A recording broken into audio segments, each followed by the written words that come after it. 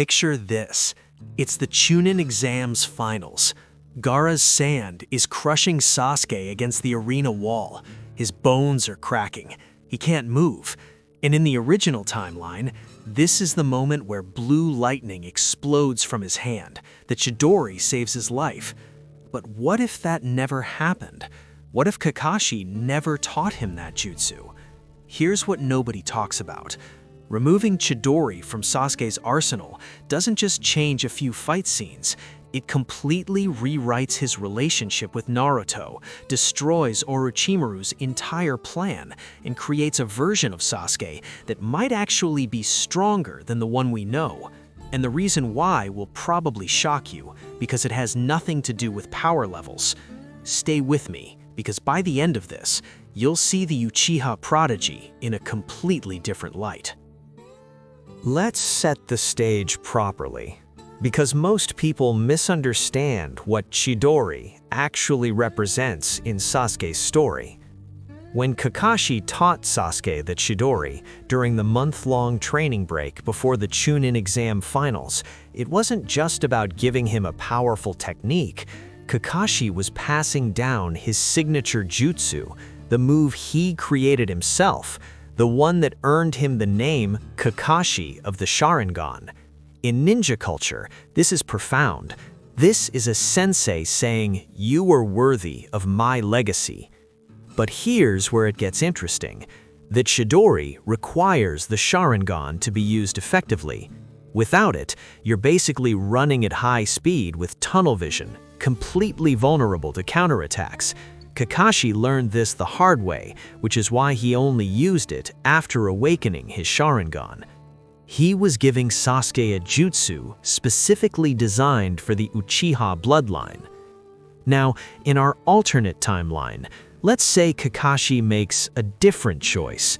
Maybe he's more cautious about giving a 13-year-old an assassination technique. Maybe he remembers what happened with Obito and decides to teach Sasuke something else.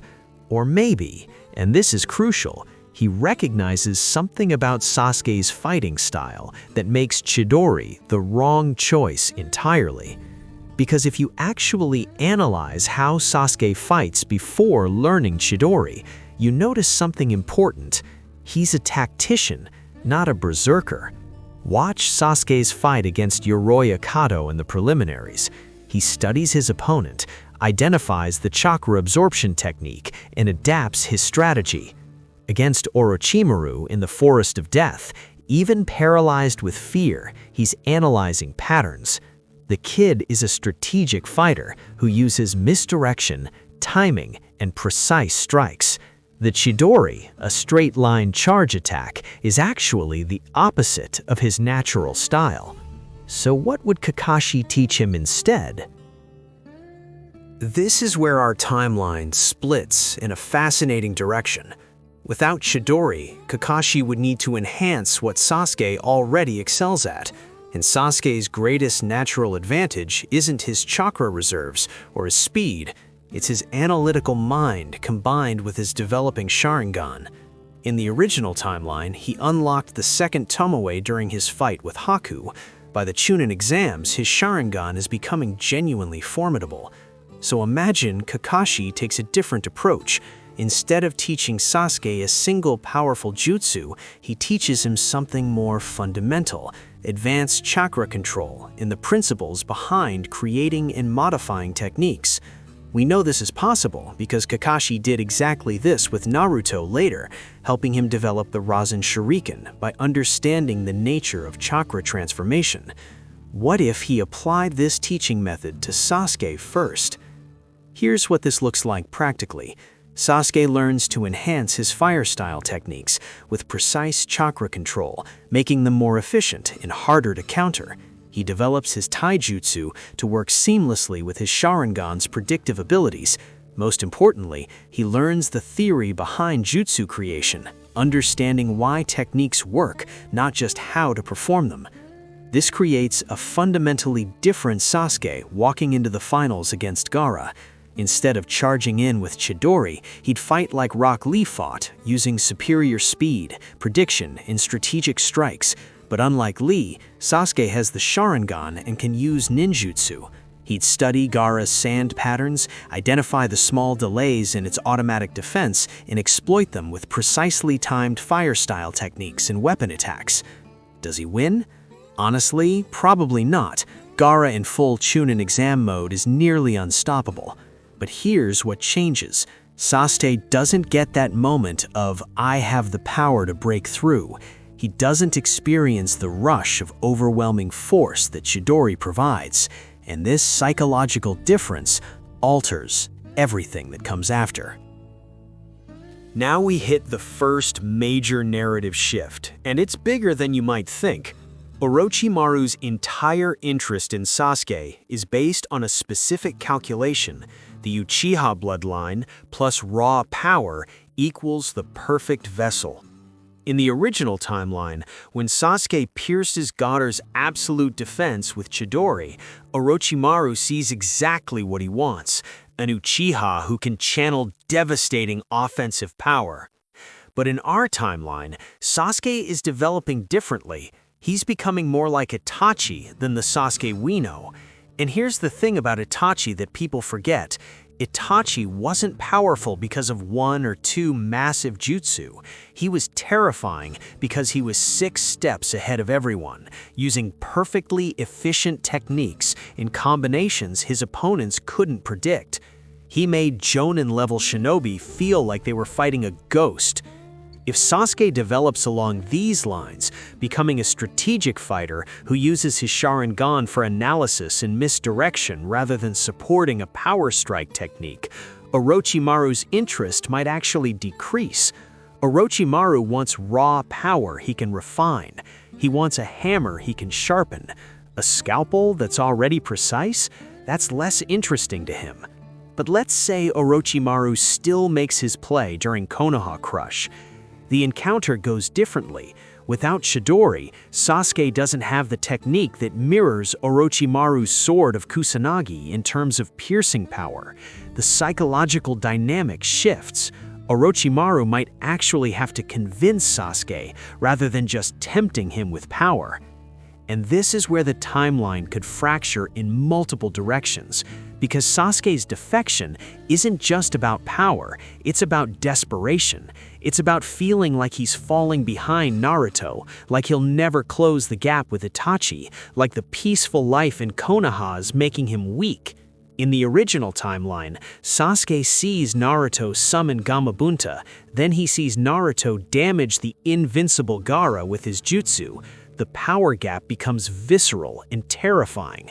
But in our timeline, if Sasuke fought more strategically against Gaara and Naruto still won through overwhelming force, the contrast is even sharper. It's not, I need to get stronger. It's, I need to fundamentally change my approach. This could push Sasuke away from Konoha harder, or, and this is the fascinating possibility, it could make him more receptive to what Kakashi is actually teaching. Let's talk about something the series doesn't emphasize enough: Kakashi's trauma. Kakashi created Chidori and watched his best friend die. He later used a variation of that same technique to accidentally kill Rin. In the original timeline, he teaches this jutsu to Sasuke despite knowing its dark history. He's hoping Sasuke won't walk the same path he did, the path of someone who turned their signature technique into a symbol of their worst failures. In our alternate timeline, Kakashi makes the conscious choice to teach Sasuke differently, specifically because he doesn't want to repeat his own history. This creates a stronger sensei-student bond because Kakashi is actively trying to guide Sasuke away from the mistakes he made. Think about what Kakashi represents: a genius who lost everything, who suffered through darkness, and who came out the other side still believing in his team and his village. That's the exact journey Sasuke needs to take. But in the original timeline, Kakashi teaches Sasuke his trauma jutsu and then is surprised when Sasuke follows a dark path. There's a disconnect there.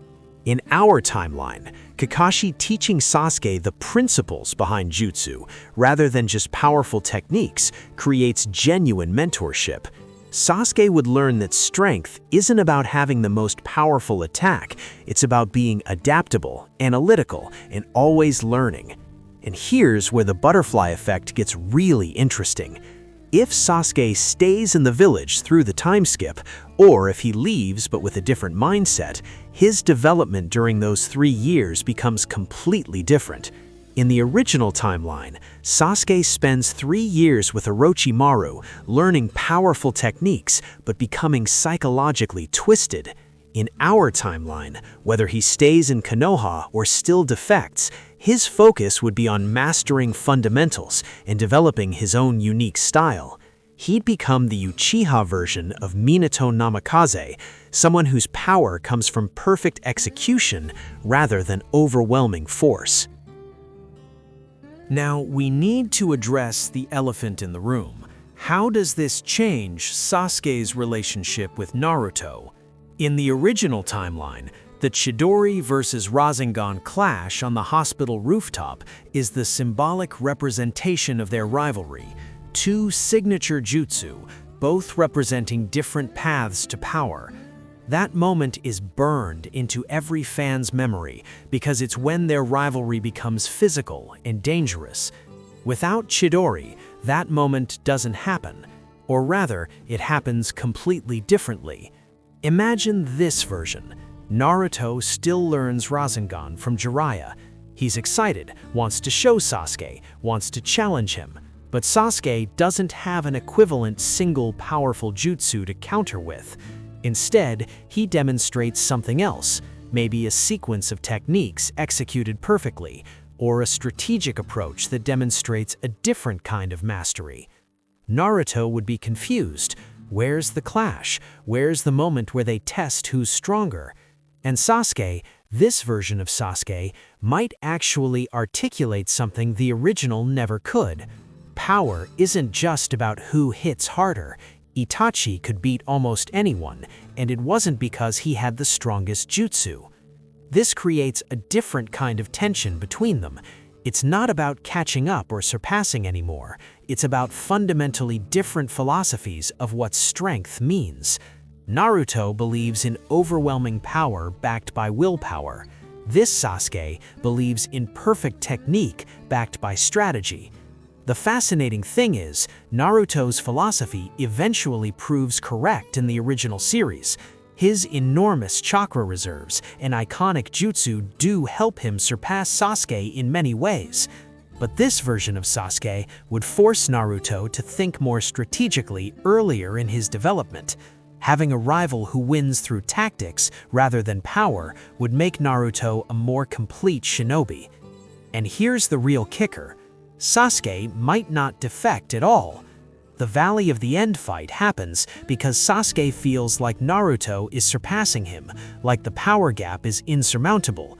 But if Sasuke has been developing along a different axis, becoming more like Itachi in his strategic approach, he might not feel that same desperate inadequacy. He'd see himself growing in a different direction, not falling behind. Let's jump forward to the Itachi encounter in Part 2, because this is where our alternate timeline creates the most dramatic change. In the original story, Sasuke's entire strategy against Itachi revolves around speed and the Chidori variants he developed. Chidori Stream, Chidori Sharp Spear, and eventually Kirin. His approach is about overwhelming Itachi with power and speed that the original Chidori laid possible. But in our timeline, Sasuke has spent years developing a completely different skill set. He studied Itachi's fighting style obsessively, not to copy it, but to understand it. He's learned that Itachi's power comes from efficiency, from using the minimum chakra necessary, from staying 3 moves ahead. So when they finally fight, it's not a clash of lightning-enhanced power versus Mangekyo techniques. It's a chess match between 2 analytical fighters. Sasuke doesn't try to overpower Itachi. He tries to outthink him. Does this version of Sasuke win? The answer is actually more nuanced than you'd expect. Itachi was always planning to lose that fight. He wanted to free Sasuke from Orochimaru's curse mark and die by his brother's hand to give Sasuke the Mangekyo.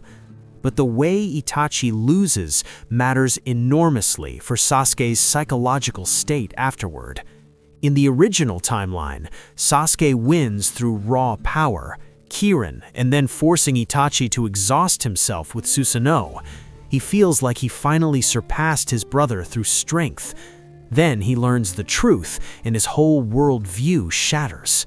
In our timeline, if Sasuke fights Itachi strategically, and Itachi still lets him win, but in a way that feels more like acknowledgement between equals rather than being overpowered, Sasuke's psychological state afterward is completely different. He might realize sooner that Itachi let him win. He might understand that Itachi was respecting his approach, not just his power. And when he learns the truth about the Uchiha massacre, his response wouldn't be, "I need to destroy Konoha with overwhelming power." It would be something more calculated, more dangerous, and potentially more moral. Here's where we need to talk about what this version of Sasuke means for the entire 4th Shinobi War arc. In the original timeline, Sasuke's redemption arc involves learning that power alone doesn't solve anything, that connections and understanding matter more. It's beautiful, but it requires him to basically reject everything he built his identity on for years. In our timeline, Sasuke never fully embraced power for power's sake in the first place. His journey has been about perfecting his craft, about becoming the most efficient and strategic fighter possible. So when he returns to help against Madara in Obito, he's not having an identity crisis, he's applying everything he learned. Think about what this means practically. A Sasuke who never relied on Chidori would have developed a completely different moveset. Maybe he perfected his fire style to levels we never saw in the original timeline. Maybe he developed unique Sharingan-based genjutsu. Maybe he created his own original techniques based on what Kakashi taught him about jutsu theory. When he awakens the Rinnegan, he'd use it differently too. Instead of making it another power tool in his arsenal, he'd approach it analytically, understanding its principles, finding efficient applications, using it as a part of a larger strategic framework.